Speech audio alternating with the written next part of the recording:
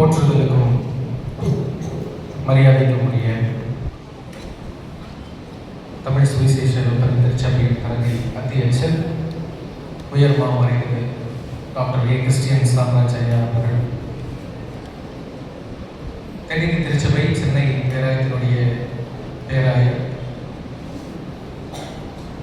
Right reverend பால் Francis Ravichandran ஐயா அவர்களுக்கும், பேராயர் அம்மா அவர்களுக்கும், கத்தோலிக்க திருச்சபையினுடைய ஆயர் பெருமக்களுக்கும், இந்த அமர்வை நெறியாளரை செய்து நடத்தி கொண்டிருக்கின்ற தென்னிந்திய திருச்சபை சென்னை பேராயத்தினுடைய செயலர் அருட்பணி அகஸ்டின் ஐயா அவர்களுக்கும், எனக்கு அடுத்து உரை நிகழ்த்தக்கூடிய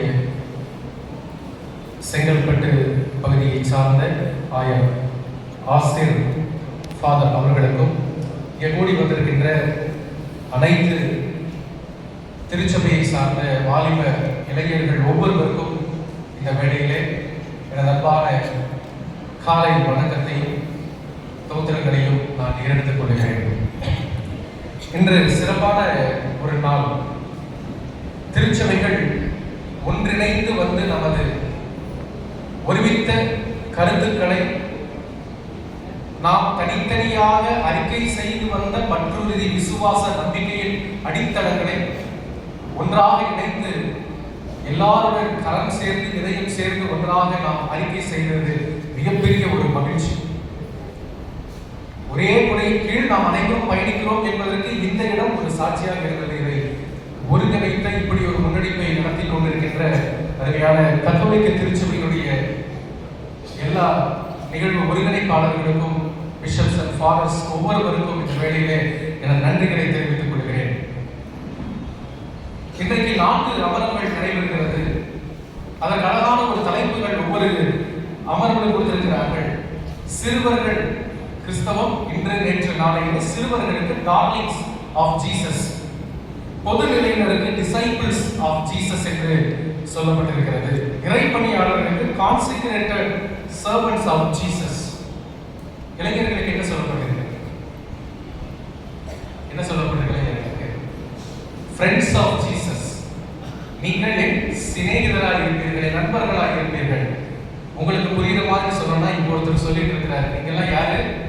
இயேசு கிறிஸ்துவினுடைய நண்பா நண்பிகள் இல்லையா? நீங்க எல்லாரும் இயேசு கிறிஸ்துவினுடைய தோழர்கள். அந்த அறிமுகத்தை இன்று நாம் பெற்றிருக்கின்றோம். இயேசுவினுடைய தோழர்கள், இயேசுவினுடைய தோழர்களாக தொடர்ந்து நாம் பயணிக்க வேண்டும் என்பதுதான் இந்த தாபோர் 2025 உச்சி மாநாட்டில் நீங்களும் நானும் எடுத்துக்கொள்ள வேண்டிய ஒரு செய்தியாக இருக்கிறது. Take away message. You are called to be the friends of Jesus, to act like Jesus, to act for Jesus. இதுதான் இந்த தாபோர் 2025 காலத்தினுடைய ஒரு செய்தியாக நமக்கு சொல்லப்பட்டிருக்கிறது. நாம் முன்பாக பேசிய அருமையான பேராயர், சென்னை பேராயருடைய பேராயர் ஐயா அவர்களும், மாதாட்சியுடைய இயக்குனர் அவர் ஃபாதர் டேவிட் ஐயா அவர்களும் இந்த நிகழ்வுக்கான வரலாற்று குறிப்புகளை மிக அழகாக உங்களோடு எடுத்துரைத்து நீங்கள் செய்ய வேண்டிய பணிகள் என்ன, உங்களுக்கு முன்பாக இருக்கக்கூடிய சவால்கள் என்ன என்பதையெல்லாம் சொன்னார். அதோடு இணைந்து ஒரு சில காரியங்களை மட்டும் வரலாற்று பார்வையோடு உங்களுக்கு நான் சொல்லி இந்த அமர்வினுடைய அடுத்த நிகழ்வாக நாளைய திருச்சபை எப்படி இருக்க வேண்டும் என்பதையும் நாம் கேட்க இருக்கின்றோம். திருச்சபை என்று சொல்லுவது 3 அடையாளங்களால் அது குறிக்கப்படுகிறது. ஒரு இறையியலாளர் சொல்கிறார், church is a visible unity. Ecclesia என்று சொல்லுவது அழைக்கப்பட்ட கூட்டம், பிரித்து எடுக்கப்பட்ட கூட்டம். இந்த கூட்டம் ஒரு விசிபிள் யூனிட்டியாக இருக்கக்கூடியது. காணுகின்ற மக்கள் மத்தியிலே ஒரு ஒற்றுமையை வெளிப்படுத்தக்கூடிய ஒரு கூட்டமைப்பு தான் திரு அவை அல்லது திருச்சபை. இந்த திருச்சபையிலே முதலாவது அடையாளம் விசிபிள் யூனிட்டி, இரண்டாவது அடையாளம் கிரீடல் ஐடென்டிட்டி.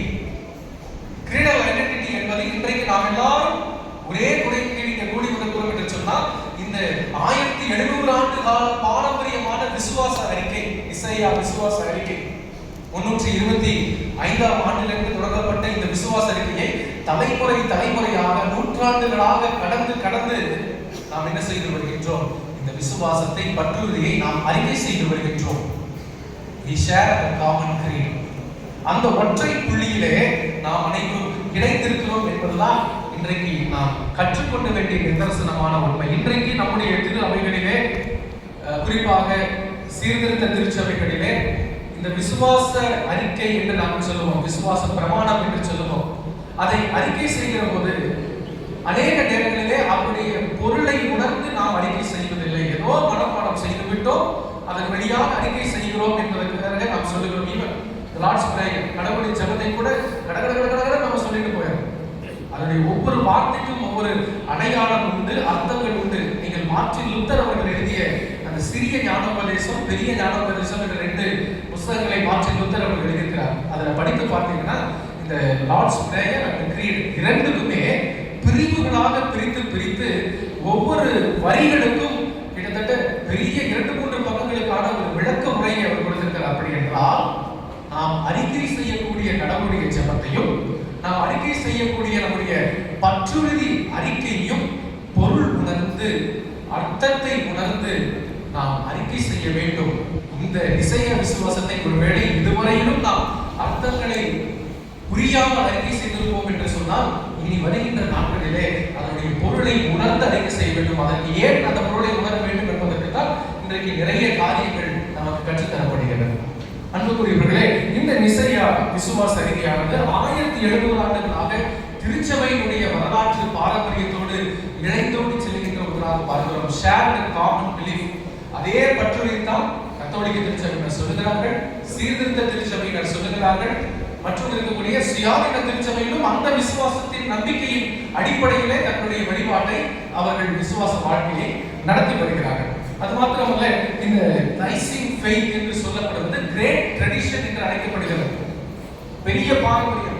இந்த பாரம்பரியத்தில் தான் எல்லாரும் நாம் இணைக்கப்பட்டிருக்கிறோம். ஆகவே இதை குறித்து எழுதுகிற போது ஒருவர் எழுதுகிறார், Nicaea is the symbol of the undivided peace that becomes the hope of a unity to be rediscovered.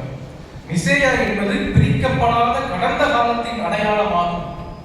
அது மீண்டும் கண்டுபிடிக்க வேண்டிய ஒற்றுமையின் நம்பிக்கையாக அது மாற்றப்பட வேண்டும். பிரிக்கப்படாத கடந்த காலத்தின் அடையாளம், எதிர்காலத்தின் நம்பிக்கை இந்த நிசேயா விசுவாச பிரமாணம். நாம் அறிக்கை செய்கிற போது அதை நாம் இணைந்து அறிக்கை செய்கிறோம். We are journeying together in this basis of Nicene Creed. அப்போஸ்தல விசுவாச அறிக்கையானது தொடர்ந்து இயேசு கிறிஸ்துவை குறித்தும் ஆதி திருச்சபையிலே சீடர்களுடைய பணிகளின் தொடர்ச்சியாக அது வருகிறது. இந்த நிசையா விசுவாச அறிக்கை பிளவுபடுத்தப்பட்ட ஒரு திருச்சபை, கொள்கைகளால் பிளவுபடுத்தப்பட்ட ஒரு திருச்சபை, கிழக்கு மேற்கு என்று ஈஸ்டர்ன் வெஸ்டர்ன் ஆர்த்தடாக்ஸ் ட்ரெடிஷனல் பிளவுபடுத்தப்பட்ட அந்த திருச்சபைகளை ஒன்றிணைக்கக்கூடிய ஒரு முகமாக இந்த நிசையா விசுவாச அறிக்கை செயல்பட்டது. அதை 325ஆம் ஆண்டு கான்ஸ்டான்டினோபிள் என்ற ரோமைய பேரரசர் கிறிஸ்தவ மதத்துக்கு அவர் தழுவினார். கிறிஸ்தவ மதத்தை சட்ட ரீதியாக லீகல் ரிலிஜனாக அறிவித்தார். எடிக்ட் ஆஃப் மிலன் என்று சொல்லக்கூடிய அவருடைய சாசனத்தின் வழியாக 313ஆம் ஆண்டிலே கிறிஸ்தவம் எல்லாருக்கும் பொதுவான ஒரு அரசு மதமாக அறிவித்தார். 325ஆம் ஆண்டிலே அந்த ஏரியன் கான்ட்ரோவர்சி, ஃபாதர் அவர்கள் சொன்னதை போல அந்த ஏரியன் கான்ட்ரோவர்சி வருகிறது.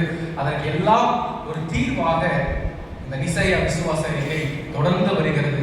அதனுடைய முயற்சியாக 381ஆம் ஆண்டு அதே செகண்ட் நைசியா கவுன்சிலே அது மறுசீரமைக்கப்பட்டு நம்முடைய கரங்களிலே திருச்சபையிலே இன்று கொடுக்கப்படுகிறதை இங்கே நாம் பார்க்கின்றோம்.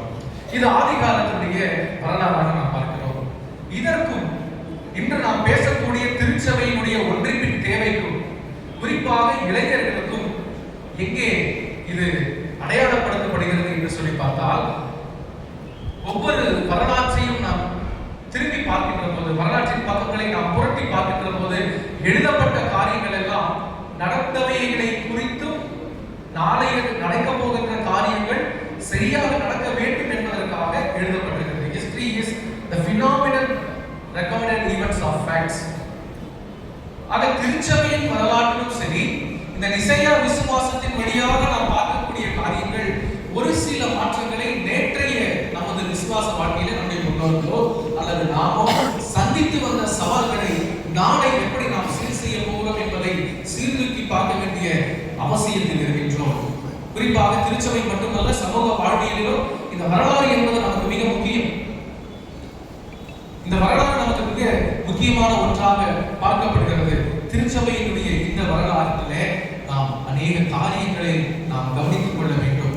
குறிப்பாக இந்த 3ஆம் நூற்றாண்டுகளிலே நிசைய விசுவாச அறிக்கை ஒன்று நமக்கு கிடைத்த பொழுது அதற்கு பிறகு வருகின்ற நூற்றாண்டுகள் 6ஆம் நூற்றாண்டிலிருந்து கிட்டத்தட்ட 12-13 நூற்றாண்டுகள் வரை திருச்சபையிலே போர் சூழல், எதன் அடிப்படையிலே போர் சூழல்? கிறிஸ்துவின் அடிப்படையிலே போர் சூழல். டர்புலன்ஸ் பீரியட் ஆஃப் வார்ஸ் என்று அதை திருச்சபை வரலாற்றிலே அதை சொல்லுகிறார்கள். அந்த போர் சூழல், இரத்த காட்சிகள், இடைப்பட்ட காலத்திலே இஸ்லாமிய சமுதாய மதத்தினுடைய தோற்றம், இப்படி அநேக பிளவுகள் அங்கே கூடி சேர்ந்து ஒரு பெரிய ஒரு குழப்பமான ஒரு சூழ்நிலை வந்தபோது 14, 15, 16ஆம் நூற்றாண்டுகளிலே அதை ரெனைசன்ஸ் பீரியட், ரெஃபர்மேஷன் பீரியட் என்று அழைக்கிறார்கள். சீர்திருத்தத்தின் காலம். சீர்திருத்தத்தின் காலம் என்று வருகிற போது நிறைய கோட்பாடுகள் திருச்சபைக்கு உள்ளும் திருச்சபைக்கு வெளியேயும் மாற்றங்களை தன்னகத்தே அது எடுத்துக் கொள்கிறது. அதற்கு பிறகு வருகின்ற மாடர்ன் பீரியட், என்லைட்டன்மென்ட் பீரியட், நாம் இப்பொழுது சொல்லிக் கொண்டிருக்கின்ற பின்னவீனத்துவ காலங்கள், பின்காலனித்துவ காலங்களிலே அந்தந்த காலத்திற்கு ஏற்ப மாற்றங்களும் திருமறையை வீழ்வாசிப்பு செய்வதிலும் அதிக ஆர்வம், அதிக அகாடமிக் எக்ஸலன்ஸை நாம் கொண்டிருக்கின்றோம். புரிதல் மாறுபடுகிறது. ஆனால் அந்த அடிப்படையான காரியம் எங்க இருக்கிறது சொன்னால் 325ஆம் ஆண்டு ரைசிங் கிரீட். இன்றைக்கு நாம் எக்யூமெனிசம் என்று நாம் பேசுகிறோம். திருச்சபையினுடைய ஒன்றிப்பை குறித்து பேசுகிறோம். இன்றைக்கு ஃபாதர் அவர்கள் சொல்லுகிற போது சொன்னார்கள், பேராயர் அவர்கள் சொல்லுகிற போது சொன்னார்கள், ஈஸியா நம்ம கிறிஸ்தவர்களை டார்கெட் பண்ண முடியும், அடிக்க முடியும் என்று சொன்னால் இன்றைக்கு நம்மிடையே காணப்படக்கூடிய பிளவுகள், WCC-னுடைய டைரக்டர் ஜெரி பிள்ளை அவர்கள் தன்னுடைய ஒரு அட்ரஸ்ல போது ஒரு நகைச்சுவையான ஒரு நிகழ்ச்சி சொல்லுகிறார். அதை நான் உங்களுக்கு பகிர்ந்து கொள்ள விரும்புகிறேன். ஒரு முறை ஒரு மேற்கத்திய நாடுகளிலே 16, 17ஆம் நூற்றாண்டுகளிலே ஒரு மிலிட்டரி சாம்பியன் ஒருத்தர் என்ன செய்கிறார், போரில் அடிபட்ட சோல்ஜர்ஸ், போர் வீரர்களுக்கு மருத்துவமனைக்கு சென்று அவர் போய் என்ன செய்ய வேண்டும், ஜெபித்து சிலுவை போட வேண்டும். அவர் ஒரு புராட்டஸ்டன்ட் பாதிரியார் 16, 17ஆம் நூற்றாண்டுகளில். அவர் என்ன செய்கிறார், மருத்துவமனைக்கு போகிறார். அங்கே போற போது அவருக்கு ஒரு கட்டளை கொடுக்கப்படுறது, நீங்க போய் என்ன செய்யணும், புராட்டஸ்டன்ட் போர் வீரர்களுக்கு மட்டும்தான் நீங்க ஜெபித்து சிலுவை போட வேண்டும் என்று சொல்லி அங்க சொல்லப்படுறது. அப்போ அவர் என்ன செய்யறாரு, அங்க இருக்கிற நர்சிங் சூப்பரண்ட் போய் கேட்கிறார், இது யார் புராட்டஸ்டன்ட் சோல்ஜர்ஸ், யார் கத்தோலிக் சோல்ஜர்ஸ் என்று சொல்லி கேட்கும்போது, இருக்குதுங்க நான் ஒரு 10 நிமிஷத்துல வந்தேன், ஒரு இம்பார்ட்டன்டான ஒரு பேஷண்ட்டை பார்க்க போகிறது. இவருக்கு பொறுமை இல்லை, அவர் உள்ள போயிட்டார். உள்ள போயிட்டு ஒரு 10 நிமிஷம் கழிச்சு வெளியே வராரு, எல்லாரையும் பார்த்துட்டு வெளியே வராரு. அந்த நர்ஸ் திரும்பி இவரை கேட்கிறாங்க, எப்படி நீங்க அதுக்குள்ள பாத்தீங்க, எப்படி கண்டுபிடிச்சீங்க யாரு புராட்டஸ்டன்ட் யாரு சோல்ஜர்ஸ்னு? ஒண்ணு இல்ல, அங்க நான் போயிருந்தேன். அங்க போற போது அவங்க ஒவ்வொரு பேஷண்ட்டினுடைய பெட்டுக்கு மேல ஒரு இடத்துல ஆர் எழுதிருந்தது, இன்னொரு இடத்துல பி எழுதிருந்தது, ஒரு சில இடத்துல ஆர்சி எழுதிருந்தது, இன்னொரு சில இடத்துல பி எழுதிருந்தது. யாரெல்லாம் அந்த பி எழுதிருக்காங்களோ அவங்களெல்லாம் நான் புராட்டஸ்டன்ட் நினைச்சிட்டு நான் என்ன செய்துட்டேன், அவங்களுக்கு ஜெபம் பண்ணி நான் சிலுவை போட்டு வந்தேன். ஆர்சி நேரத்தில் என்ன பண்ணீங்க, அவங்க எல்லாம் பார்த்துட்டு நான் அமைதியா கடந்து போயிட்டேன். ஐயோ ஃபாதர், நீங்க தப்பா புரிஞ்சுட்டீங்க. பிங்கிறது புராட்டஸ்டன்ட் இல்ல, ஆர்சிங்கிறது ரோமன் கேத்தலிக் இல்ல, அவங்கதான் பேஷன்ஸ். ஆர்சிங்கிறது கொஞ்சமா அடிபட்ட பேஷன்ஸ், அவங்களுக்கு எல்லாம் ரைஸ் கறி கொடுக்கணும் மதியானம், அதனால ஆர்சி எழுதி இருந்தோம்.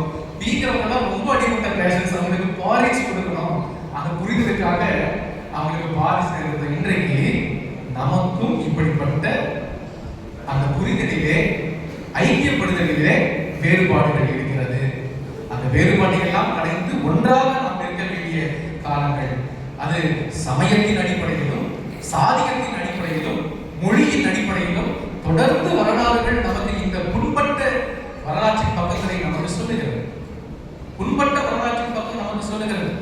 1938ஆம் ஆண்டு சோலாப்பூர் என்ற ஒரு இடத்திலே இந்தியன் கிறிஸ்டியன் கான்ஃபரன்ஸ் என்ற ஒரு நிகழ்ச்சி நடைபெறுகிறது. ஜனவரி 1, 1938. அந்த கான்ஃபரன்ஸ்ல டாக்டர் அம்பேத்கர் அவர்கள் பேசுகிறார்.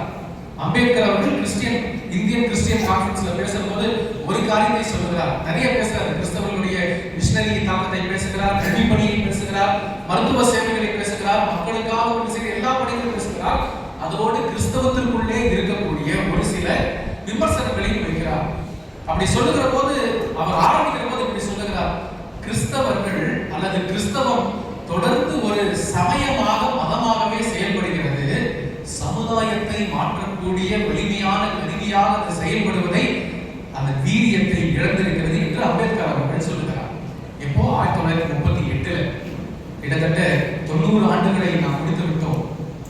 இன்றைக்கு கூட அந்த தரிசனம் திருச்சபைகளிலே காணப்பட வேண்டிய ஒன்றாக இருக்கிறது. சமுதாயத்தை மாற்றுகின்ற கருவிகளாக as a friends of Jesus இளைஞர் பட்டணமாகிய நீங்கள் அழைக்கப்பட்டிருக்கிறீர்கள். அந்த அழைப்பிற்கு இந்த நிசையா 1700ஆம் ஆண்டு உங்கள் ஒவ்வொருவருக்கும் அந்த அறைகூவலை கொடுக்கிறது. இன்றைக்கு நாம் பேசுகின்றோம் வைடர் எக்யூமெனிசம். ஆரம்பிகளுடைய பேராயர் ஐயா அவர்கள் கூட சொல்லியிருந்தார்கள், வைடர் எக்யூமெனிசம், ஓப்பன் எக்யூமெனிசம். இதெல்லாம் நாம் பேசுகிறோம். எக்யூமெனிக்கல் டைஸ் ரொம்ப இம்பார்ட்டன்ட் இன்றைய திருச்சபைகளுடைய உறவுகளை என்று சொல்லிக் கொண்டிருந்தார். இந்த எக்யூமெனிக்கல் டைஸ், வைடர் எக்யூமெனிசம், ஓப்பன் எக்யூமெனிசம் எப்பொழுது 100% சாத்தியப்படும் என்று சொன்னால், இந்த கிராஸ்ரூட் எக்யூமெனிசம் அதை நாம் செயல்படுத்தப்படுகிற போது, அடித்தட்டு மக்களின் வாழ்வை சந்திக்கிற போது, வாழ்விலிருந்து உரிமை இழந்த மக்களை சந்திக்கிற போது இந்த கிராஸ்ரூட் எக்யூமெனிசம் செயல்படும். இன்றைக்கு இந்த நிசையா விசுவாச அறிக்கை நாம் அந்த கிராஸ்ரூட் எக்யூமெனிசத்திலிருந்து நாம் ஆரம்பிக்க வேண்டும். ஏனென்றால் அந்த தொடக்க புள்ளி ஒரு பெரிய ஒரு சர்க்கம்ஃபரன்ஸாக மாறி, ஒரு ரேடியஸாக மாறி மிகப்பெரிய ஒரு மாற்றத்தை இந்த சமூகத்திலும் சமயத்திலும் நாம் கொண்டு வர வேண்டும். அதற்கு உங்களுடைய கரங்களிலே அந்த பொறுப்பு கொடுக்கப்பட்டிருக்கிறது. உங்களுடைய கரங்களிலும் அந்த பொறுப்பு கொடுக்கப்பட்டிருக்கிறது. 2026ஆம் ஆண்டு நாம் தேர்தலை கூட சந்திக்க போகிறோம். இளைஞர்களின் வாக்கு, பெரும்பான்மையான இளைஞர்களின் வாக்கு யார் பக்கம் செல்கிறது என்பதை குறித்து ஒரு பெரிய ஒரு விவாதம் நடைபெற்றுக் கொண்டிருக்கிறது. இன்றைக்கு திருச்சபையினுடைய ஒன்றிப்பின் அவசியத்தை இந்த நிசையா மாவட்டத்தின் வழியாக நாம் கற்றுக்கொள்கிற போது, நீங்கள் யாருடைய கரத்தை வலுப்படுத்த வேண்டும் என்பதை உங்களுடைய கரங்களிலேயே இன்றைய நாள் முழுவதும் நீங்கள் கேட்கின்ற எல்லா அமர்வுகளிலிருந்து நீங்கள் கற்றுக்கொள்ளலாம் வேண்டி விரும்பி கேட்டுக்கொள்கிறேன். ஆக இந்த ஒரு சமய மாற்றத்தை, ஒரு சாதியத்தின் ஒரு மாற்றத்தை, நேற்றைய கால திருச்சபைகள் கடந்து வந்த வழிகளின் பாதையை, கண்ணீரின் பாதையை மாற்ற வேண்டிய ஒரு பொறுப்பு உங்களுடைய கரங்களிலே, என்னுடைய கரங்களிலே இருக்கிறது. இந்த ஒரு நிகழ்வை நமக்கு ஏற்படுத்தி கொடுத்து நாம் அனைவரையும் ஒரு குடையின் கீழ் பயணிக்க, ஒரே கடவுளை வெளிப்படுத்தவும், அந்த வெளிப்படுத்தப்பட்ட கடவுளின் எல்லாரோடும் பகிர்ந்து கொள்ளவும் இந்த மாமன்றம் இன்றைய நாள் இதற்காக முயற்சி செய்த ஒவ்வொருவரையும் நான் மீண்டும் மனதார அவர்களுக்காக நான் ஜெபித்துக் கொள்கிறேன். இந்த கூடுகை எந்த நோக்கத்திற்காக கூடப்பட்டிருக்கிறதோ அந்த நோக்கம் முற்றிலுமாக இந்த சமூகத்திலே ஒரு மாற்றத்தை ஏற்படுத்த, நமக்குள்ளே ஒரு மாற்றத்தை ஏற்படுத்த, திருச்சபைகளுக்குள்ளே ஒரு ஒன்றிப்பை வளர நான் ஆண்டவரை நோக்கி ஜெபித்துக் கொள்கிறேன். கடவுள் தாமே நாம் ஒவ்வொருவரையும் இந்த மாற்றத்தின் பயணத்தில் நம்மோடு இருந்து கரம் பிடித்து வழிநடத்தி அழைத்து செல்ல அன்பாய் கேட்டுக்கொண்டு, வாய்ப்பளித்த ஒவ்வொருவருக்கும், நம் பேராயர்கள் ஒவ்வொருவருக்கும் இந்த வழியிலே எனது பணிவான ஸ்தோத்திரங்களை கூறி விடைபெறுகிறேன்.